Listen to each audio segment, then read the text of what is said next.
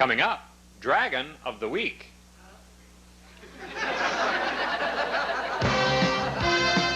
Not necessarily the news, with AnnabelleGurwitch and Tom Parks. Contributing editor Richard Rosen. Commentary by Damon Wayans. And featuring Joe Guppy. Brought to you tonight by Dector, the lie detector people, having our best year ever. And by the ASPCIA. We look out for our own. And now, not necessarily the news.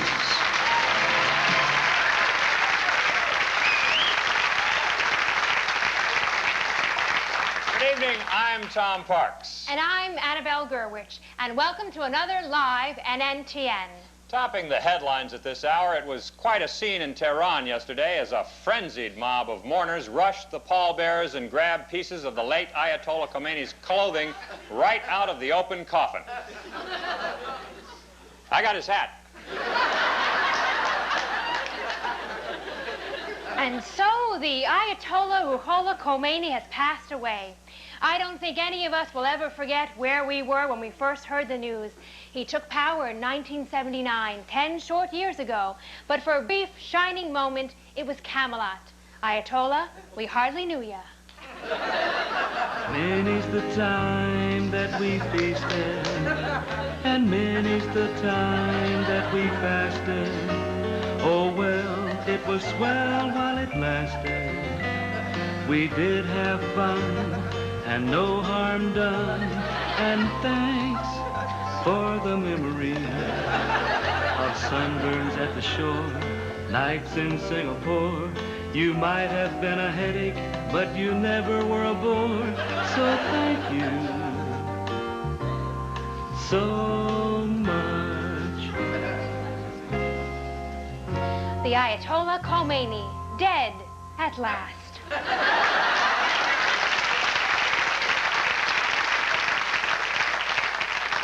In Beijing, turmoil and bloodshed as armed soldiers once again defeated unarmed civilians.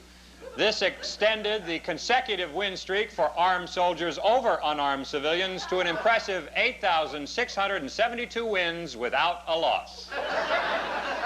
And with China on the verge of civil war, President Bush was down to playing his last card, his trump card, his ace in the hole. The only man on the planet who could just walk into China and make everything all right. Nixon will arrive in Beijing on Friday. In a related story, President Bush said this week that he could not recall our ambassador to China. The president, who has had trouble recalling things in the past, said he simply couldn't remember the guy's name. Billionaire developer Donald Trump is in the news again. When tenants refused to vacate the bottom 10 stories of their apartment complex, Trump took more forceful measures to evict them.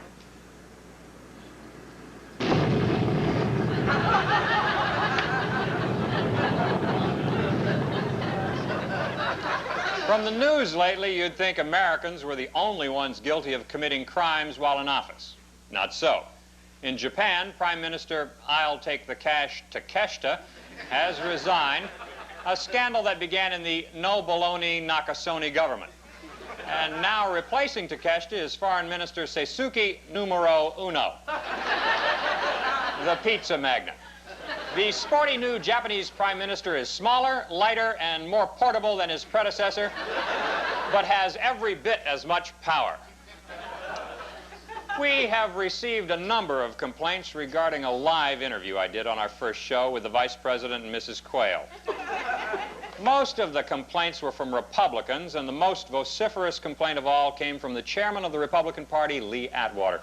He charges that we used a double, or look-alike, to make it seem as if the Vice President were actually saying those things. Well, he really did say those things.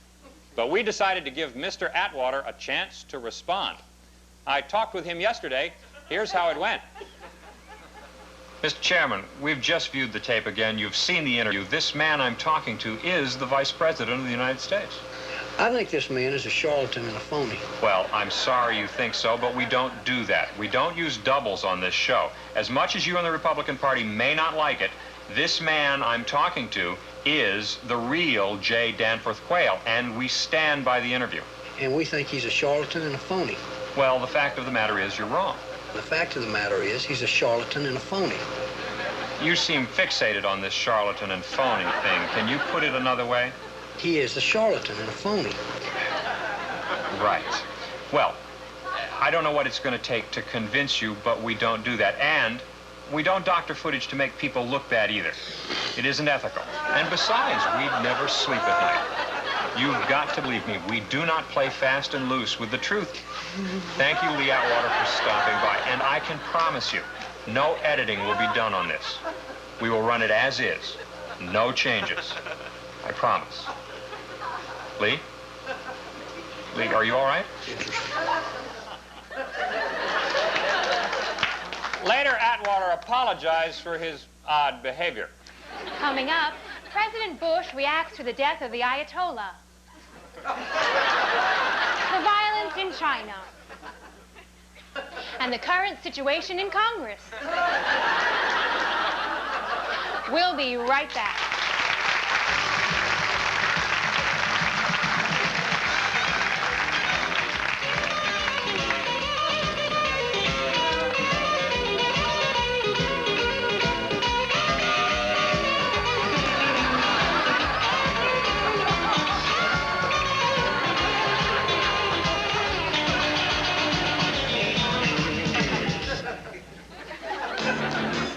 This summer, Batman returns to Gotham City to clean up crime once and for all. But it won't be easy. So this time, he's bringing a real boy wonder.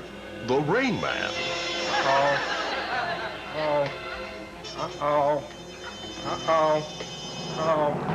Wait till they get a load of this. In a matter of moments, the dynamic dunderheads will be crushed flat by 10,000 pounds of deadly weight. Definitely 10,072 pounds. Definitely 72 pounds more. Of course, Wapner's on in 30 seconds. Gotta see Wapner. Verdict's already in, boys. And you lose. Wapner's on in 23 seconds. Can't miss Wapner. Gotta see Wapner. Wapner's on in 10 seconds. Uh-oh. Definitely less than 10 seconds for Wapner. Oh, I gotta see Wapner. Oh. Good work, little chum. Curses! A momentary lapse of muscular coordination. Batman and Rain Man. Crime fighting was never so special. They're called knockoffs. Cheap imitations of fashionable consumer products made to look like the real thing. New York City is a knockoff paradise. In tonight's Rosen report, Richard Rosen investigates the worst of the sidewalk scams. The streets of the Big Apple are full of temptations. Gucci bags, costume jewelry. Take this $18 Rolex watch knockoff. It may not be the real thing, but what the heck, it tells time just as good as a $3,000 model. But the city is full of shamelessly unscrupulous vendors, eager to hoodwink the unwitting shopper. They're selling totally defective merchandise in scams far more insidious than cheap Rolex watches. Rolodex, get your Rolodex. Rolodex, A through Z, Rolodex. Rolodex, man. What are you selling? Rolodex, man. These are genuine? That's the real Rolodex. Put all your girlfriends in that Rolodex. Wait a second, this one only goes up as far as H. Look, you got nothing there. You know, where's the rest of the alphabet, You got all your huh? letters here, man. You got A, B, C, D, G, H, M, N, O, No, wait a second. Wait a second. What's your problem? There are no vowels here. This is all consonants. There's no A. It's got no E. That's a good Rolodex. The President of the United States uses one just like it. Sure. It's a Look, good Rolodex, will you man. not admit that these are inferior desktop phone number filing systems? Yo, man, okay? listen, you ain't interested in buying anything. Why don't you just keep on walking? Is it a ripoff? You proud of me, man. Is it a ripoff? You bet it's a ripoff. Rolodex, man. Don't be a chump. Don't buy one of these. Go home, realize too late. Networking is almost impossible, okay? Look, wait a second. Excuse me, sir. Are you aware that you've just bought a Rolodex? What's my Rolodex? It only goes up to H. There's nothing after H, just cards. It's okay, Huh? I don't make many calls. Rolodex, man, what it is. Rolodex. Check him out. Check him out. $4. $4. I guarantee. Nothing like it in New York. One of a kind. Check him out. Check him out. Another sidewalk scam. $4. $4. Check him out. Wait. Excuse me. You're winding these dolls up. You put them down. They're not doing anything.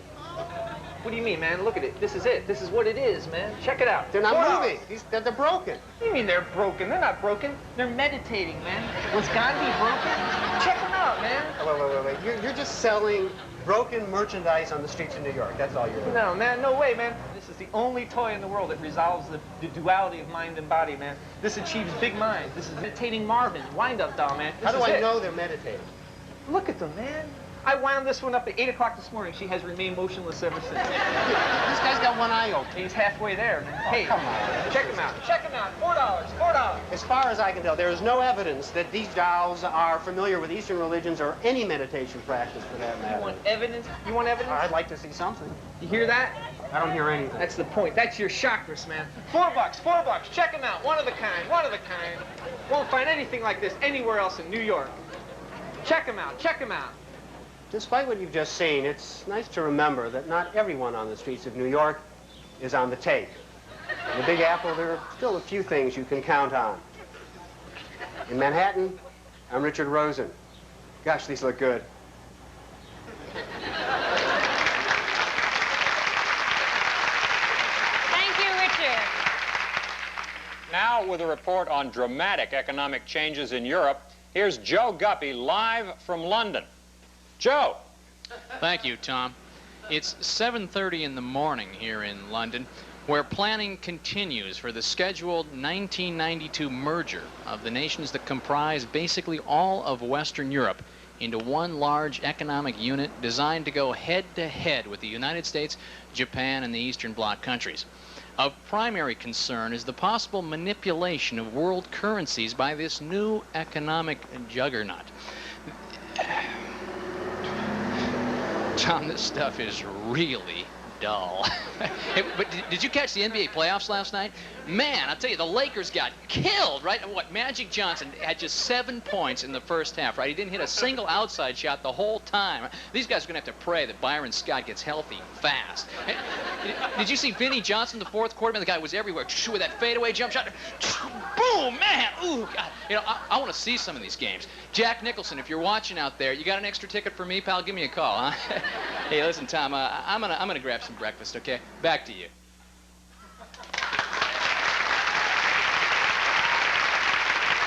Thank you, Joe. Annabelle? Well, every so often on the show, I'm going to pay a visit to a well-known newsmaker or celebrity on a segment called A Visit With. For tonight's A Visit With, I also went all the way to England to chat with best-selling novelist Salman Rushdie, author of The Satanic Verses, which has been at the top of the New York Times bestseller list for 14 weeks now. Rushdie is very secretive about where he lives, and we agreed to take a long, circuitous route from the airport to avoid being followed. We arrived at the secret location, a friend's apartment, somewhere on Oxford Street. Knock, knock. Sorry I'm late. Rushdie is a man who loves books, and as you can see, there are books everywhere.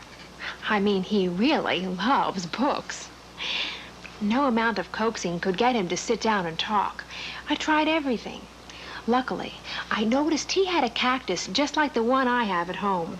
When I mentioned this, it drew the shy intellectual out of his corner, and once we got going, we had a splendid chat. This is a very cute apartment. I just love all these books and, of course, the cactus. Now tell me, Salman Rushdie, it must be very gratifying to have written a book which has been so well received. Oh, I don't know. All the attention, the interest. Don't you like it? Don't you enjoy the notoriety? No, I don't like it very much. Well, why is that? I mean, this was the #1 bestseller. Mm-hmm. Well, you should be at all the talk shows. I mean, you're not a bad-looking guy. I described myself as a short, balding man with dandruff. Oh, please, don't talk like that. Seriously. Well, I think, you know, the thing is that there's a campaign, there has been a campaign in the last 10, 15, shall I stop? Oh, no, we can edit that out. I hate these. Hello? lines sound rusty, and you're not. It was an accident. In any event, I'm not in, so wait for the beep. You were saying there's a problem with the book. The problem is that there's been a very effective and expensive, well-funded smear campaign against this book. A smear campaign. It's been very widely reported. There's probably nobody in this country who is unaware of the fact that certain Muslim groups are unhappy with the content of this book. That's terrible. Don't these people have any sense of humor? They have absolutely no sense of humor. You know, there are people who are going to read this book and hate it. Well, of course, but Salman, to play devil's advocate, there are people... There are people who are going to read this book and like it. Exactly. I loved it. And just because a couple of Muslims are upset doesn't mean it's not a great book. Well, Salman Rushdie, it's been a delight talking with you. I hope you'll come visit us in the States. Oh, I forgot. Would you sign this for me? Thank you. Write to Annabelle Gurwitch. That's Gurwitch. No, make it just to Annabelle. To Annabelle, my best wishes, Salman. For not necessarily the news, I'm Annabelle Gurwitch.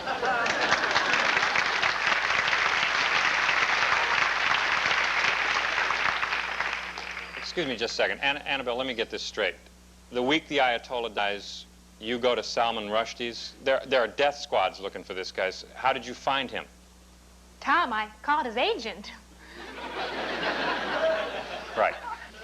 Coming up, they're back.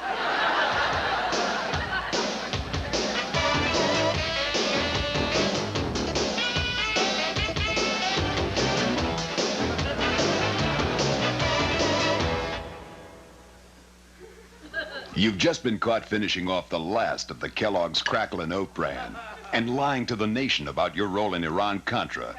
What do you do? Did you eat all the Crackle and Oat bran and lie about Iran-Contra?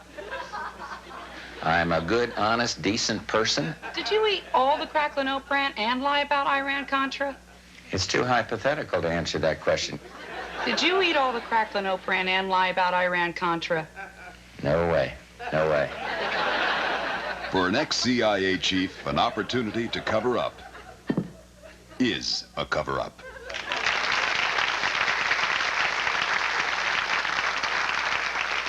The Philip Morris Tobacco Company has announced it plans to offer a nicotine-free cigarette. A company spokesperson said they hope to capitalize on the growing public concern over the addictive qualities of nicotine.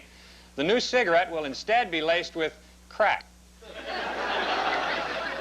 Proponents of the greenhouse effect, the theory which maintains that the planet is heating up due to a depletion of the ozone layer, won support today as the annual running of the Iditarod in Alaska required some subtle adjustments due to the unseasonably warm weather. With the multi-million-barrel oil spill in Alaska still in the news, many of our viewers wanted to know, what do they do with all that disgusting sludge they clean up? Well, according to the oil companies, they do the same thing they always do. Sell it to the fast food chain.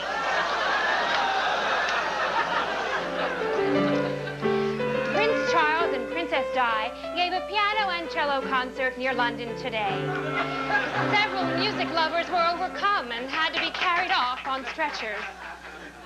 More bad news for Ford today. Consumer Reports announced that on closer inspection, Ford spokesperson Lindsay Wagner can tip over during difficult maneuvers.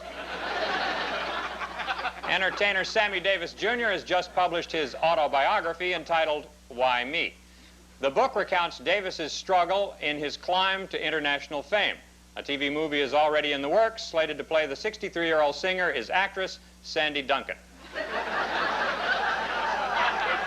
In business news, HBO's parent company, Time Incorporated, which has already agreed to a merger with Warner Communications, is now the object of a $10 billion hostile takeover attempt by Paramount Pictures. Employees of Time and its subsidiaries have been told to protect themselves at all times. We'll be right back.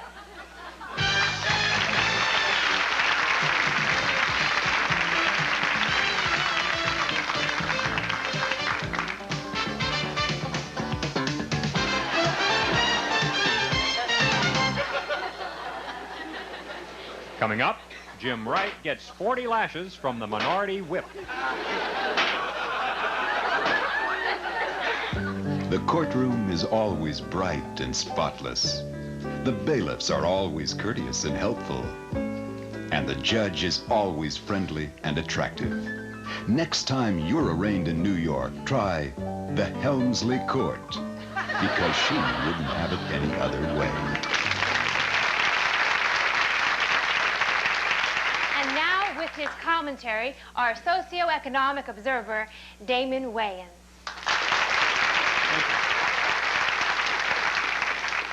Last week in one of this country's schools, an 18-year-old student walked into a classroom with a shotgun and demanded from his teachers not money, but straight A's on his report card.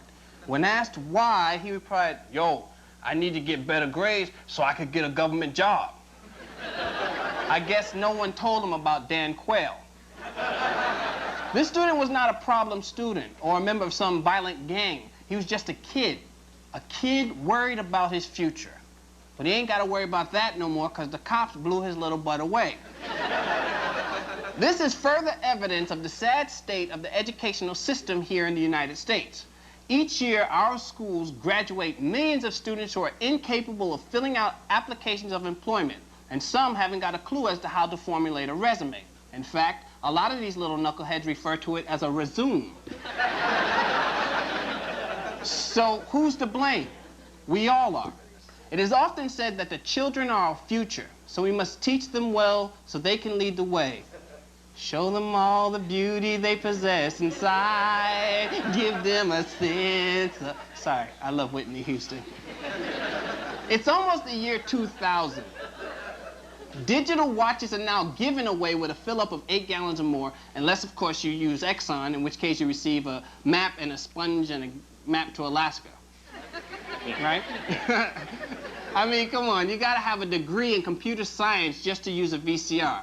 I bet 12 o'clock is still blinking on 90% of y'all VCR since you took it out the box. I know mine is. We are living in an age where our automobiles now speak better than our children. With technology progressing and education declining, the only jobs the students of today will qualify for will be cleaning up after robots. Sort of high-tech pooper scoopers. It's all a matter of priorities. I know all you parents out there saying my kids are the most important things in my life. Yeah, right. But when it's time to go out, who do you get to watch your precious little jewels? Some horny, insecure, pimple-faced teenager who'll probably spend half the night calling 976 numbers. The same can be said for teachers. We entrust them with the cultivation of our most important resource, yet we pay them less than we do our plumbers, who only guide our waste products. The government spends $30 million to train dolphins to guard submarines rather than invest in the education of America's youth. Why don't they just use sharks? The bottom line is we can no longer rely on Sesame Street or Mr. Rogers' Neighborhood to take up the slack for the educational system. And just between you and me, if Mr. Rogers knocks on my door and says, "Hi, won't you be my neighbor?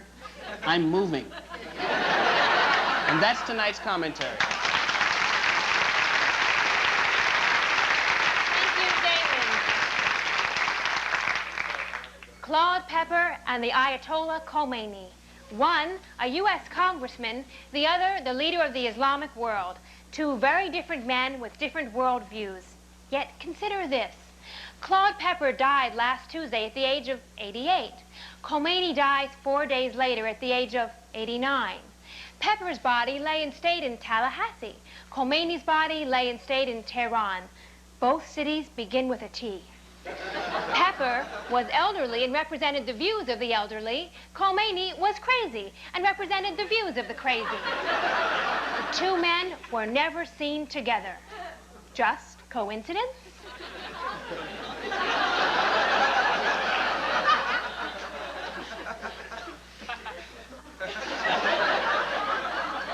So, as Iran shifts from Khomeini to Khomeini, and Deng Xiaoping and Li Peng play their bloody game in China, Uno's in Japan, and I know, you know, and that's the news for tonight. See you live in 2 weeks. Good night.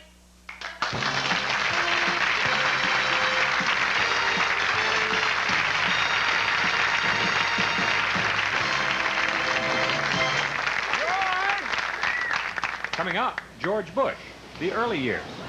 Use the pass!